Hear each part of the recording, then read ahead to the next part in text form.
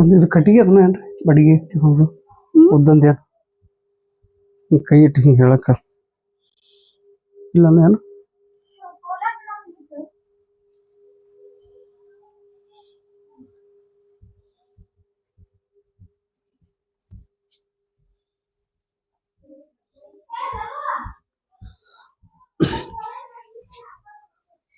ಕರುನಾಡಿಗೆ ನಮಸ್ಕಾರ.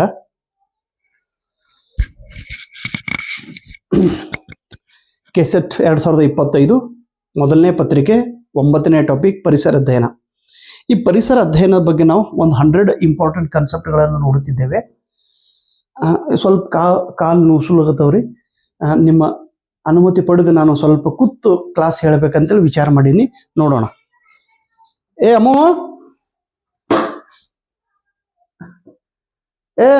ಚಿನ್ನು ಇಲ್ಲಿ ನಾ ಕೂತ್ ವಿಡಿಯೋ ಮಾಡಕತ್ತೀನಿ ನೋಡು. ಕರೆಕ್ಟ್ ಬರ್ತಾನೆ ನೋಡು. ಕೂತ್ ವಿಡಿಯೋ ಮಾಡತ್ತೀನಿ ಸರ್.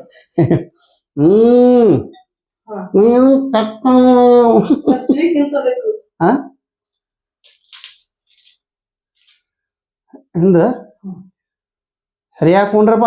ಸರಿಯಾಗಿ ಕೂತ್ ಪಾಠ ಕೇಳ್ಬೇಕು. ರೇ ಗುಂಡ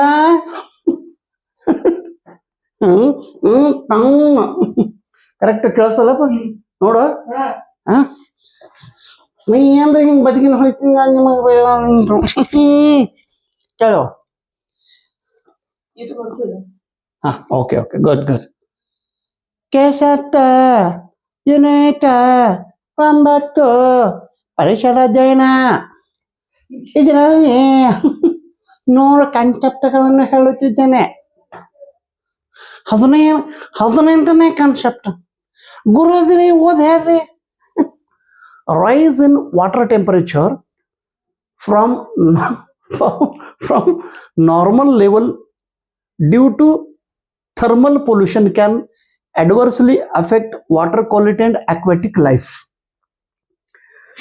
ಸಮುದ್ರದೊಳಗೆ ಏನು ನೀರು ಇರ್ತೈತಿ, ಆ ನೀರಿನ ಉಷ್ಣತಾಮಾನ ಹೆಚ್ಚಾದಂತೆ ಏನಾಗುತ್ತದೆ?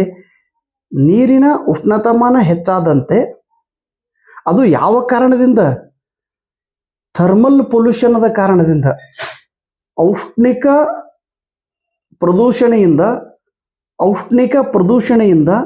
ನೀರಿನ ಉಷ್ಣತಾಮಾನ ಹೆಚ್ಚುತ್ತಾ ಹೋದರೆ ಆ ನೀರಿನ ಗುಣಮಟ್ಟ ಕಡಿಮೆಯಾಗುತ್ತದೆ ಮತ್ತು ನೀರಿನೊಳಗಿರುವಂತ ಜಲಚರ ಪ್ರಾಣಿಗಳು ಸತ್ತು ಹೋಗುತ್ತವೆ.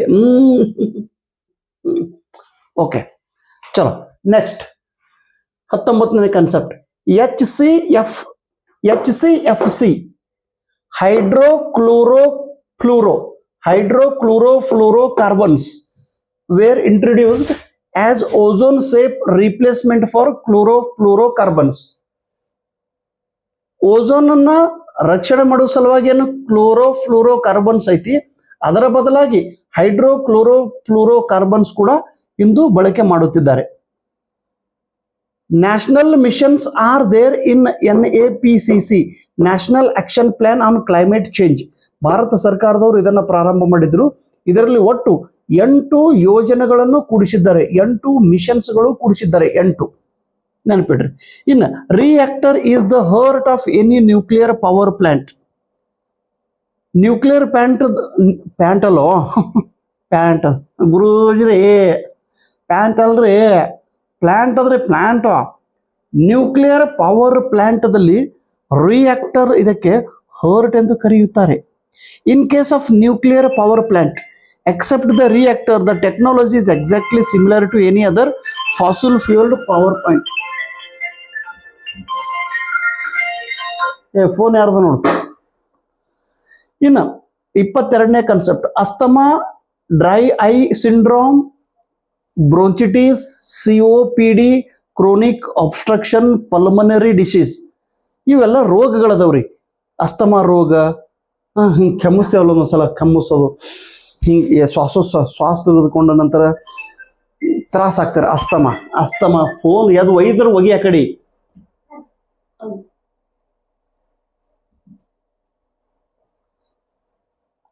ಅಸ್ತಮಾ ಆಗ್ಲಿ, ಡ್ರೈ ಐ ಸಿಂಡ್ರೋಮ್, ಕಣ್ಣು ಉರಿತಿರ್ತಾವ ಒಂದೊಂದ್ಸಲ, ಕಣ್ಣು ಉರಿಯೋದಾಗ್ಲಿ, ಬ್ರೋಂಟಿಸ್, COPD ಇವೆಲ್ಲ ರೋಗಗಳು ಎದ್ರ ಸಲುವಾಗಿ ಆಗ್ತಾವಂದ್ರೆ ವಾತಾವರಣದೊಳಗೆ ಪರಿಸರದೊಳಗೆ ಹವೆ ಒಳಗೆ ದೂಷಿತಿತ್ತು. ಆ ದೂಷಿತ ಹವೆಯನ್ನು ನಾವು ಸ್ವೀಕಾರ ಮಾಡಿದೀವಿ ಅಂತಂದ್ರೆ ಏನಾಗ್ತದೆ, ಕಣ್ಣು ಉರಿತವ್ರಿ, ಆಮೇಲೆ ಅಸ್ತಮಾ ಅನ್ನುವಂಥ ರೋಗ ಅಥವಾ ಎದೆಗೆ ಶ್ವಾಸಕ್ಕೆ ಸಂಬಂಧಪಟ್ಟಂತ ರೋಗಗಳು ತಯಾರಾಗುತ್ತವೆ. ಇನ್ನು ಮಿಲೇನಿಯಂ ಡೆವಲಪ್ಮೆಂಟ್ ಗೋಲ್ಸ್ ಒಳಗೆ ಒಟ್ಟು 8 ಗೋಲ್ಸ್ ಅದಾವ್ರಿ. ಆ 8ನೇ ಗೋಲ್ಸ್ ಏನ್ ಹೇಳ್ತೈತಿ, develop a global partnership for development. ಜಾಗತಿಕ ಒಪ್ಪಂದ, ಒಬ್ರಿಗೊಬ್ರು ಕೂಡಿ ವಿಕಾಸವನ್ನ ಮಾಡಬೇಕು. ಈಗ ನೋಡ್ರಿ, ನಿನ್ನೆ ಮ್ಯಾನ್ಮಾರ್ದೊಳಗೆ ಒಂದು ಭೂಕಂಪ ಆಗಿತ್ತು.